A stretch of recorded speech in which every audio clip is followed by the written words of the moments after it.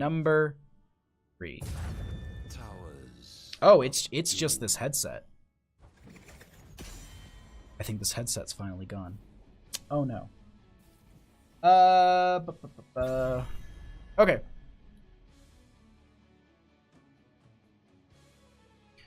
So we have this. Let's go ahead and actually talk about our map picks and all that stuff while we have this going on. Ooh, that's really quiet all of a sudden for me too. Weird. Weird how 2 different cables do that.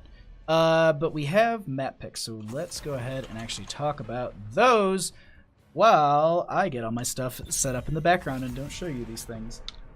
So we did have coin flip won by the members of Team Happy Cloud, and they went ahead and banned out in Volskaya Foundry. First Hollow was banned out by the members of the Chentlemen, and Infernal Shrines was first map. It was won by the members of the Chentlemen, and now we are going to be going, or we had second map, which is Battlefield of Eternity, won by Team Happy Cloud, and so we have game number 3, and that is going to be Towers of Doom. And it is apparently across the board. It is all headsets, so I don't know what's doing it. I do apologize. We have got some small technical issues this evening, but let's go ahead and get back into our draft at this time. We will deal with these issues later. Oh, wow. Leave up Maya for game number 4? Yeah, game number 4. Absolutely. Game number 4 is exactly where you want to be leaving your Maiev. What about game number 6? Okay, so let's go ahead and find out here, as we are going to be having the Garrosh and the Orphea picked up at the start. Ooh, that is obnoxious to listen to. Muradin we picked up as well. Okay, so Garrosh, Orphea, Tyrande, Jaina, Muradin. So really good poke coming out so far from the members of the Chentlemen. New York will be banned out as well. All those. Sorry, I'm looking at all my audio stuff, and it's sounding weird to me, but I think it's all set for everybody else. It might just need my computer just honestly might need a reset. It's being a butt today. I did upload like a ton of YouTube videos, so maybe they're just like, wait a minute, no. Game 6 hype? Yeah, exactly. Game 6 hype indeed.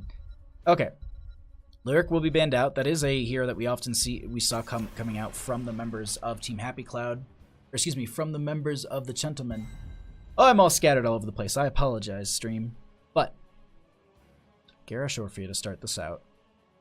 We're going to need some follow-up to this. They could go into the classic Kael'thas, or not really classic, but they could go into Kael'thas here. That's just some extra CC to really like bolster into that Garrosh.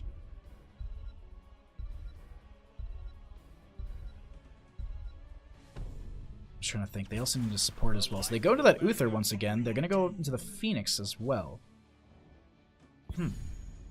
I mean, they could Planet Cracker across the entire across the entire map and just absolutely just body with that Planet Cracker. But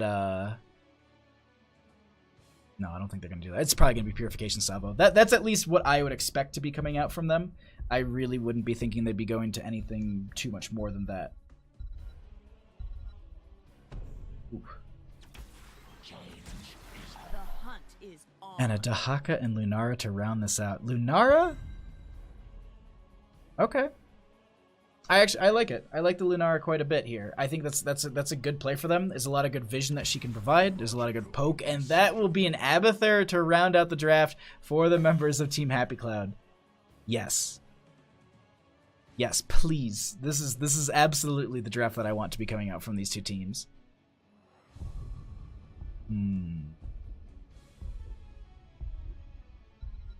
I'm trying to think of who I'd give this over to, honestly. I don't know who I like more in this draft.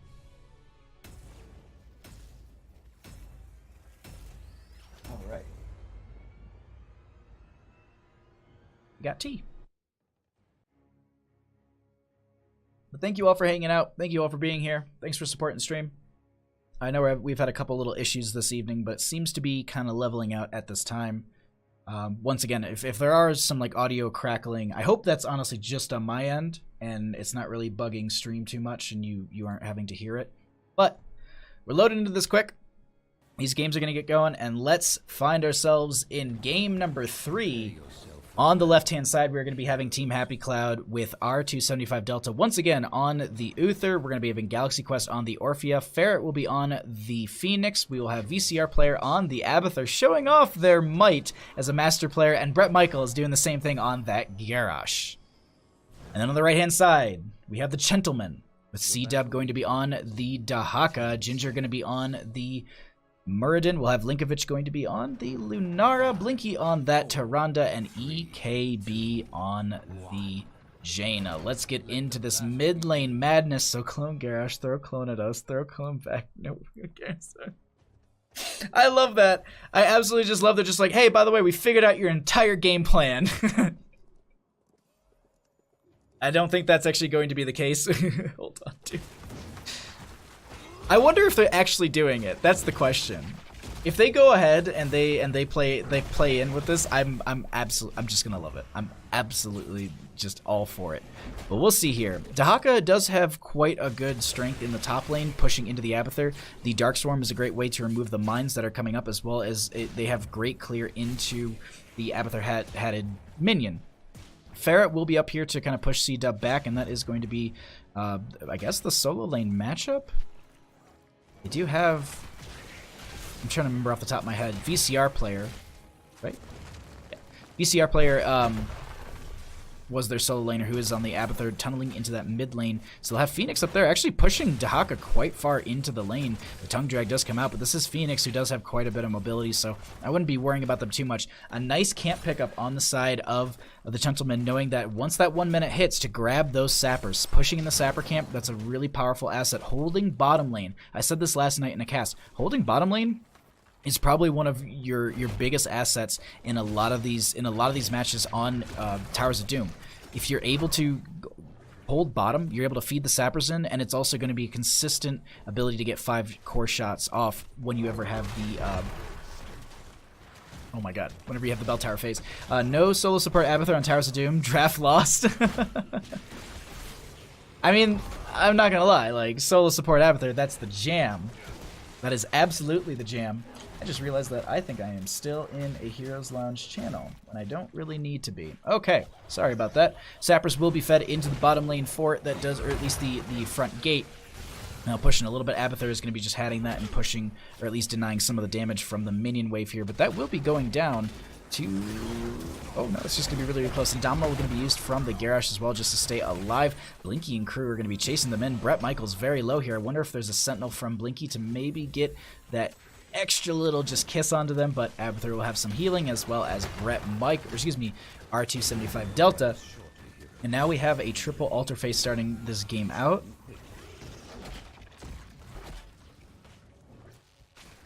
Oh wow, another little dip. Sorry about that. Okay. As long as it doesn't look like a slideshow, which doesn't look like that to me. Abathur does get a lot of value during this time. I wouldn't be too... I'd be thinking that Abathur may be going into this top lane bush area, body soaking this and maybe hat soaking mid while the rest of the team kind of brawls. The longer they delay this out, that is the bigger benefit for them. And Abathur being over here is a little risky, as C-Dub is going to be sharking around, also denying them any sort of invade onto this. And now bottom lane is the jam. We have the Dahaka getting the brush talk. That will be the tongue drag onto the Orphea. Meanwhile, Ginger is trying to get the capture onto this, and that is not going to be happening as Orphea does have the interrupt for now. Brett Michael's a little low. Going to have some friendly team members to come around and help out as well. Toss goes out. That is going to be the burrow out from C-Dub as well, just to stay alive for a couple seconds more and also use the essence that they had built up. Or if you're going to get stunned out by Ginger, Tongue Drag not going to be connecting, as they did have that kind of swift movement away. And now they're just posturing. The back and forth posturing. Jaina going to be dumping some snow. That zones them out just a little bit here. The healing from Uther is going to be very good, but the cooldowns are going to be starting to hit, as Blinky does confirm the bell tower, but they lose their Dahaka. They end up doing 8 points of core damage to the members of Team Happy Cloud, and Brett Michaels is so low here. They still get the pick onto Jaina, so a 2-for-none trade in favor for Team Happy Cloud. And the members of the Chentlemen walk back, lick their wounds, and need to get themselves reset before they go in for their next engagement here. They also go ahead and play this aggressive side. I like this. Nice use of the Wisp from Lunar to make sure that they're not, well, that they're actually on this camp. Brett Michaels is hiding in the bush as well, just in case anyone does step up. They do have that toss over the wall to make sure that it's a complete disengage, and these sappers will, yeah, they should feed right in, and that will take out the bottom tower. It's really all they're going to get value-wise from that. Meanwhile, top lane, we do have Dahaka pushing back into this. Abathur in the mid lane will be pushing out this lane as well. Hat soaking and body soaking. Meanwhile, Phoenix will have the sapper camp for top lane. And now we see, ooh, do they go for the invade onto this? They know that they're there. Oh. Okay. Apparently my internet is that bad today. Oh man. I apologize, stream. That was a bad drop of frames. Woo. Like, I'm just, like, going to, like, 120 and then back to 3,000. Oh, it is not Spectrum's night. But that is just going to be another altar phase starting up here in just a second. We do have Jaina clearing out this bottom lane, making sure that these sappers do not get the value that they're trying to get with that. And so with that, that does put Jaina far away across the map. They're going to have to delay this out. 9 to 8 in levels, about a half a level difference between the two teams. Linkovic will be grabbing the right-hand side, and Delta will be doing the left.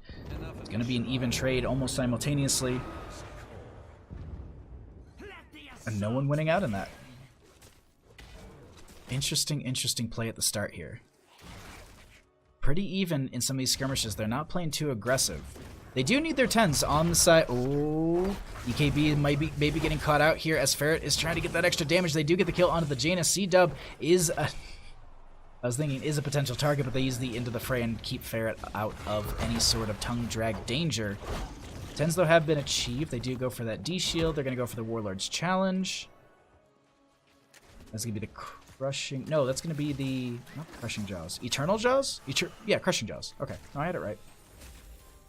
Crushing Jaws coming out, clone from Abathur, as well as the Purification Salvo from the Phoenix, so we're not going to get any sort of Planet Cracker fun in this game. They do grab another Siege Camp, excuse me, Sapper Camp for the top lane. C-Dub actually does pop the Essence as well. EKB has come up here to try and burn down these Sappers, but they already have 1, 2, and 3 working their way in.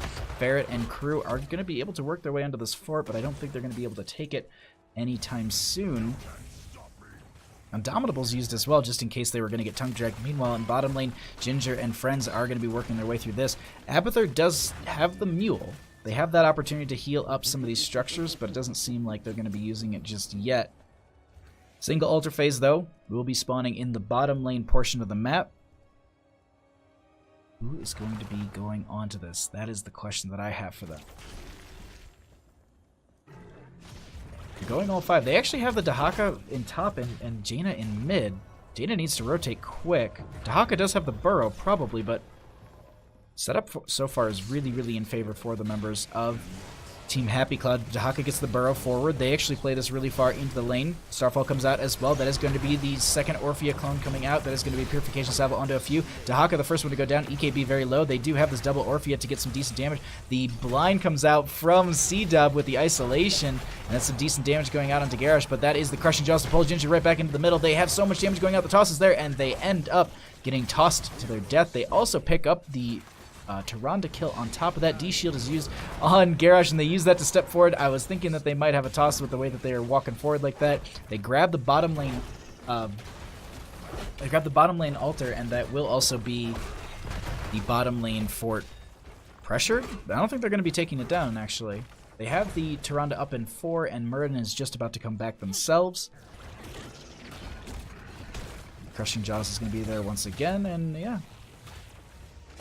Another clear onto this camp, and they'll be able to pressure this into bottom lane. And this is exactly what I talked about at the start. Pressuring through bottom lane. If you have consistent pressure and you're able to feed in these sappers, and you're able to also then just have these extra 5 shots, it's going to be so much harder for them to control this lane and also engage through this bottom lane. We do have a double altar phase popping up next, and it will be in the mid and bottom position. Stun going out onto Lugnara. And now they hold off.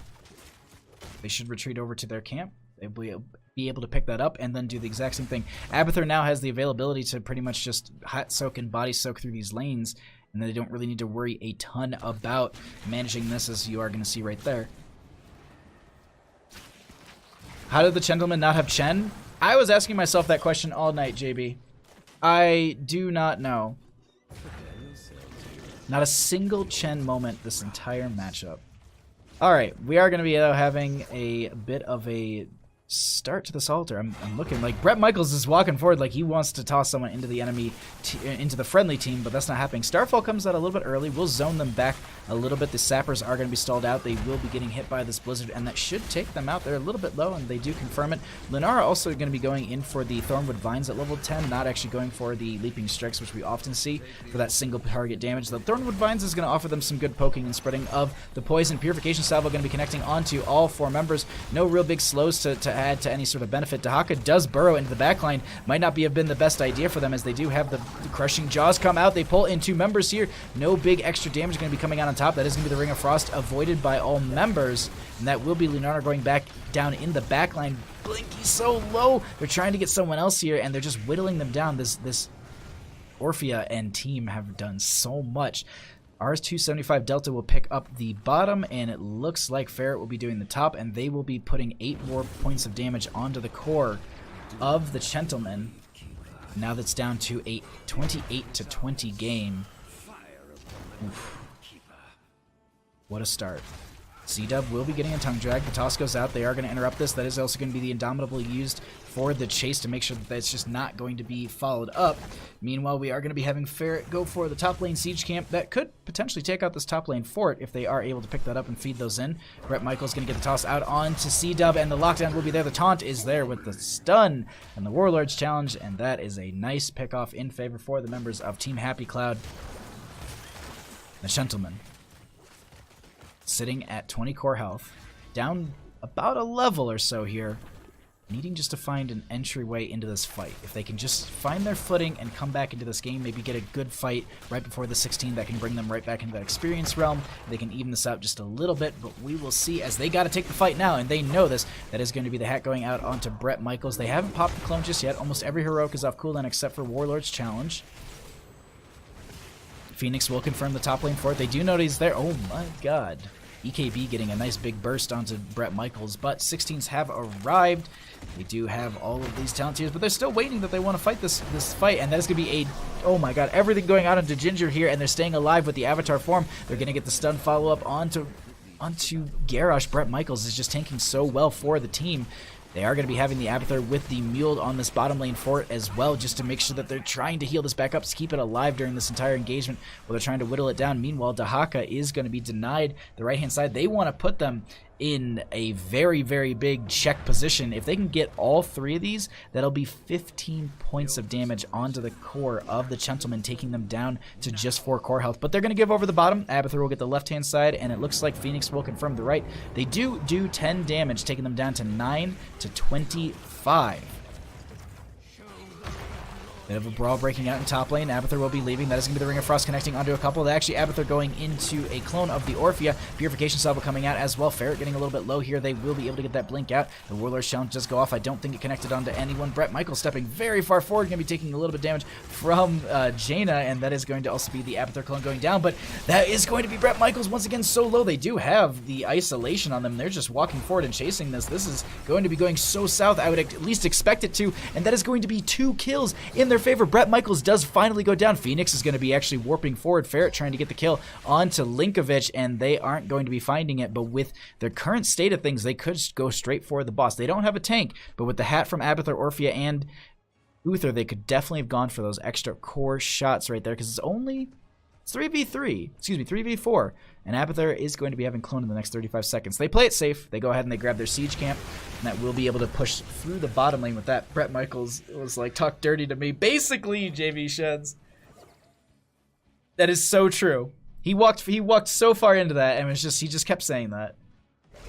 Man, if only Garrosh had that as a voice line, he was just spamming that. Just spamming that voice line. We do have the top lane altar, or excuse me, the top lane fort being reclaimed at this time. So they'll be able to confirm that keep, but bottom lane is going to get swapped right back over. They have actually 3 sappers, or excuse me, 2 of the 3 sappers go in on this. They could push through this bottom sapper and make it an even 8-25, but I think they're going to just say, nope, let's set ourselves up for 5 shots if we can go for them.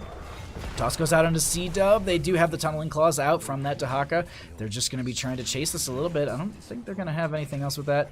Abathur does give a little bit of a speed boost, I do believe, to Brett Michaels. They're trying to find someone with that Groundbreaker, and now the zoning begins. Both teams are available and ready for this fight. 16s for both. A little bit of an advantage. That is going to be the Warlord Challenge coming out. They actually deny the Purification Salvo as we're going to be having the Ring of Frost coming out. Orphe is the first one to go down. VCR player with that clone is potentially the next one to go. Murden is going to be clearing that out. Purification Salvo does come out this time. It doesn't confirm a kill just yet. R275 Delta is really low. They do not have a D-shield available. Blinky's getting poked down in the backline by Ferret. They do lose the Uther, and that is going to be Phoenix getting bodied.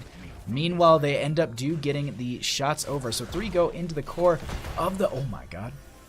Just so much coming out from that Groundbreaker, but 3 shots going into the core of Team Happy Cloud. Now the Chentlemen can reset. They can take their bottom bell tower. Whew. Don't have a tank? How about an Uther? If Uther is tank, have a solo support. Garrosh is a melee assassin. Yep. Murden is unkillable. Except that they've died twice, unfortunately. I was thinking that I'd look at the stats and be like, yeah, Murden's never died. No, Murden's died. But still, Murden with 69,000 damage. Gotta note that. Very nice. Great job. Proud of you. We are going to be having the Siege Camp, though, picked up for top lane by Brett Michaels very slowly. We do have also the Sapper Camp going to be picked up by the Chentlemen. They're going to try and walk this through bottom lane. Abathur with the Mule, making sure that bottom lane keep is going to be healed up a little bit more. Lunar Flare going to be coming out. I mean, yeah, very much so, JB Sheds.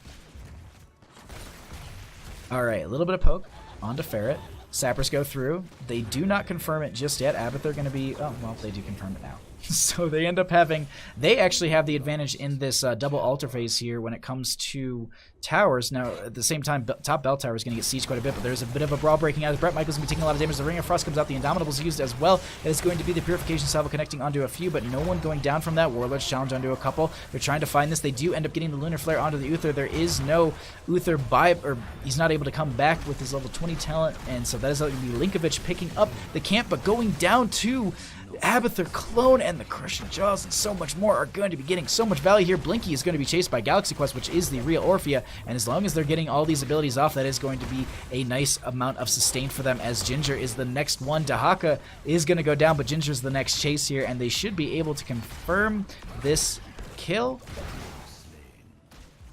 Now the question is, do they try and turn some of these altars? No, they're going to go ahead and have Abathur grab that one. They are going to be taking 2 potential damage from that Sapper Camp. Orphea going to grab this side. So they put them down to 3 core health. They could just rush boss. They've got to rush boss.